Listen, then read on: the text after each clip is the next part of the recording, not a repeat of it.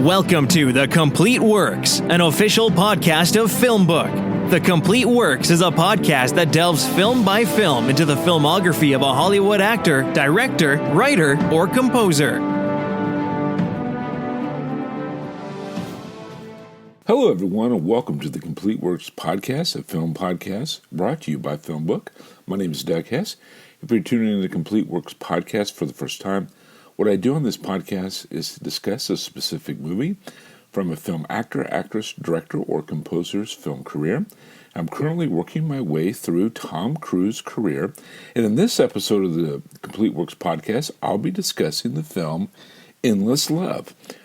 Find out more information about the Complete Works podcast episodes on FilmBook, that's film-book.com, by searching the term The Complete Works. If you're listening to this episode on Apple Podcasts, Spotify, or another podcast service, please rate and review this episode. If you're listening to this podcast on YouTube, please like our video, subscribe, and consider becoming a patron on Patreon at patreon.com/FilmBook. Your support helps us create more engaging content. And as we said, we are going to be looking at, or starting off to look at the career of Tom Cruise. So we just finished up Nolan Christopher's career, and now we're looking at Tom Cruise. And as many of you know, he has a very long list, but the first one we're going to be talking about is Endless Love from 1981. It had a release date of July the 17th, 1981, and it has a runtime of approximately 1 hour and 56 minutes. Now, this is a film that Tom Cruise does not spend a lot of time in. I believe it's only about 45 seconds if I got my timer correct. But the 45 seconds that he's in is very important in the film, and I'll jump into that in just a few minutes. And that's why I wanted to start with Endless Love. In terms of that, now, as you know, Tom Cruise would go on and still has a very successful career. In terms of that, the other reason is I wanted to bring to you Endless Love, not because it's particularly a great movie, but I also think it's important to see Tom Cruise grow and expand over his career. So we start in 1981 with Endless Love. Now, in that film, there's several actors or actresses that's in that. Brooke Shields, Martin Hewitt, Tom Cruise, like we said, is in there very briefly, Shirley Knight, James Spader. So just a few individuals that are in this particular film that I think you would recognize some of the names in terms of this. So, what is this film about? And that's what I want to really kind of jump into, talk about this film. So it is a adaptation from the novel by Scott Spencer. And this is basically how this film goes. It's a young couple. They're madly in love with each other. Unfortunately, they get separated by anger because of the Jade, who's played by Brooke Shields' father, doesn't like the two. So the boy, Axelrod, he comes in and he burns the house down, starts a fire to the porch, if you will, and thinks he's going to start the fire and then come in and be the hero to save it. But unfortunately, things go haywire from there, and the young man is sent away to a mental institute. So that's kind of the premise of the story, if you will. What did I think of the film in terms of how did it fit? I'll be honest with you, I have not read the novel. But everything that I can find during my research of this is that the novel was much better than the film. I did have a chance to look at the film. I did find it on Netflix. And really wasn't my cup of tea, to be honest with you. It's kind of a modern-day Shakespeare story is probably the best way that I could describe it in terms of that. More of a love story. Again, not necessarily my cup of tea, in terms of that, but it was choppy acting at best. Now, I will say, in terms of that Brooke Shields, I think, is wonderful in the film. She does a wonderful job in the film. However, Martin Hewitt, that plays David Axelrod, I'll be honest with you, I thought it was a little bit of a stretch with him in there. He, for some reason, the chemistry didn't work for me. The age difference is there as well.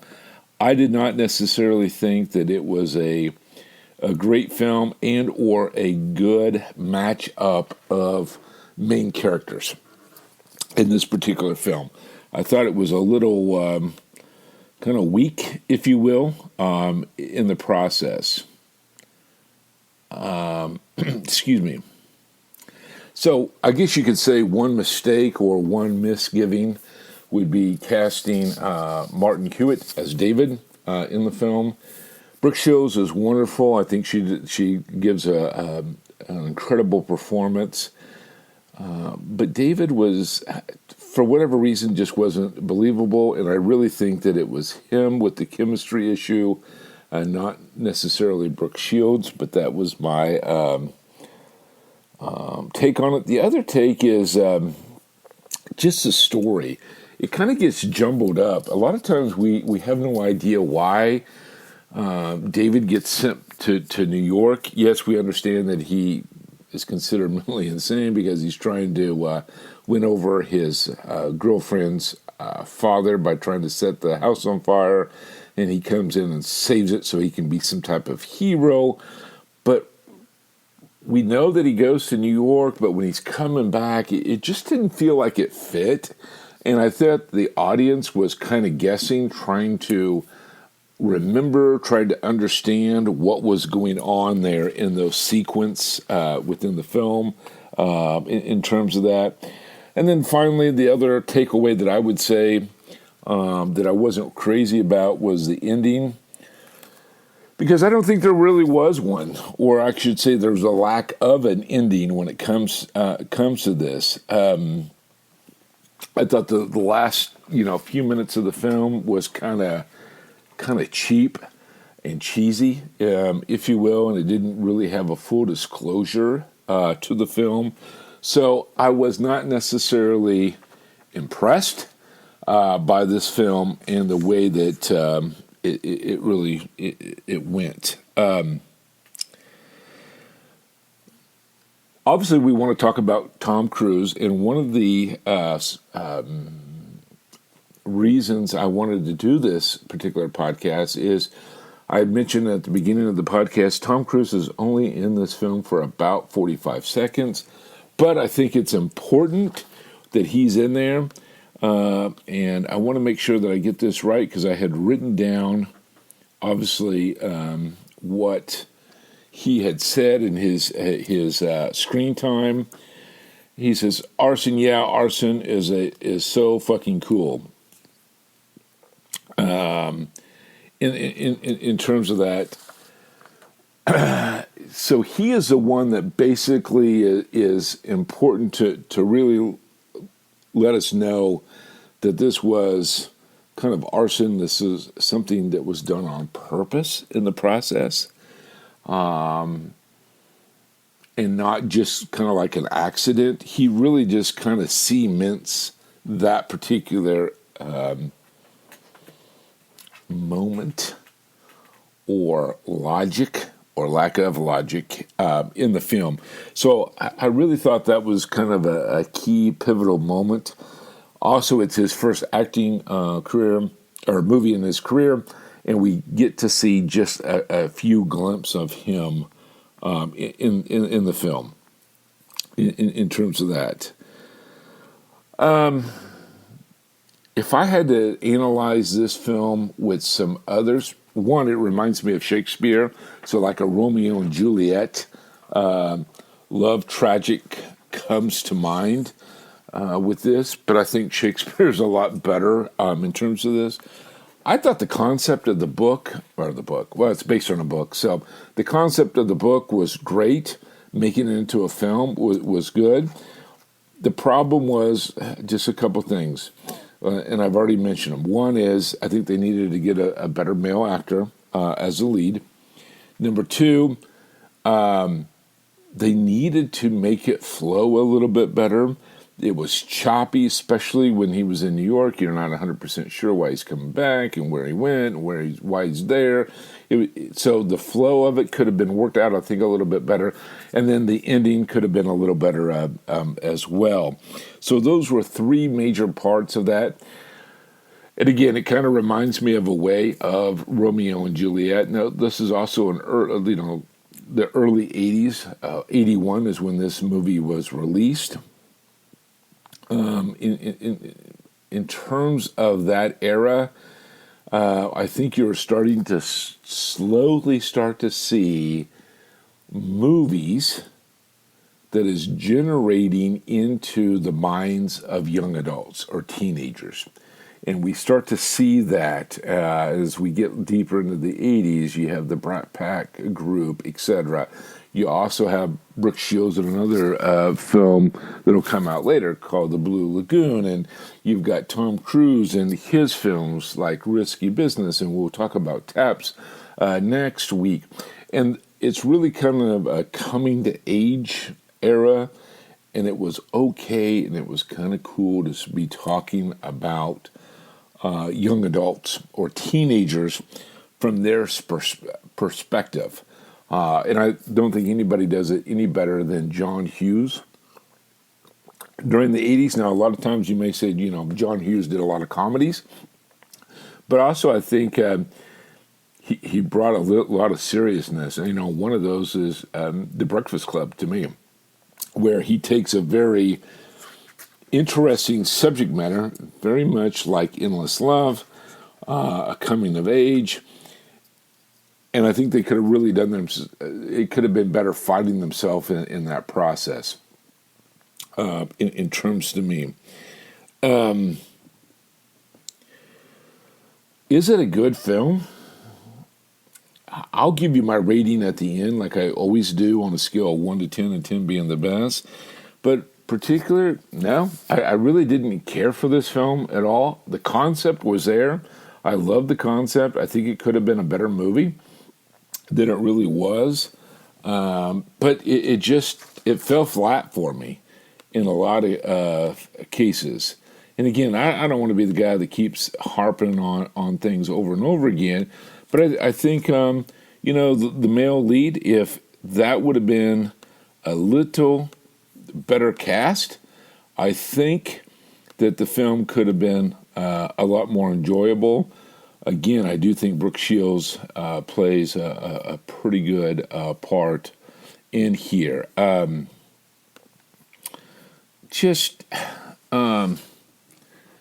the best takeaway about having something good in this film is that Brooke Shields is in it. I think that's a positive that's in there. But that's about it. And again, maybe we could say Tom Cruise's, since we're talking about a podcast about Tom Cruise, that it really kind of starts his career, if you will, for lack of a better word, in that. But overall, was not impressed with the film whatsoever.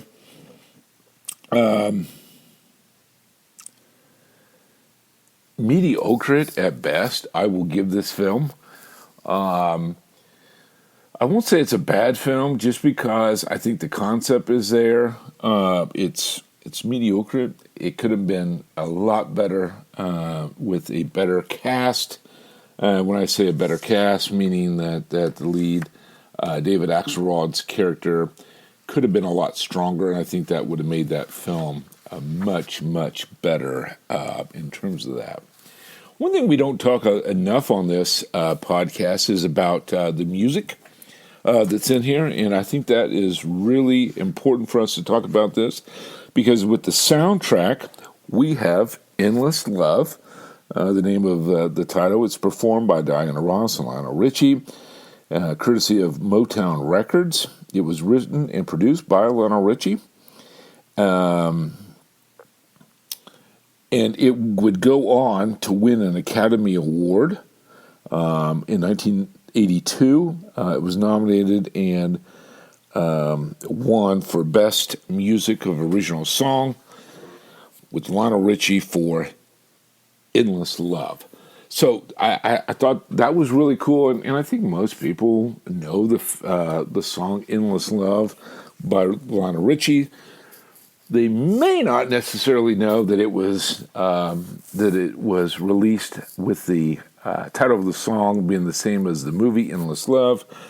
Even though we'll talk a little bit here in just a second about the box office, it's just not one that people are going to go back to 40 years later and want to watch again, unless there's a reason for it.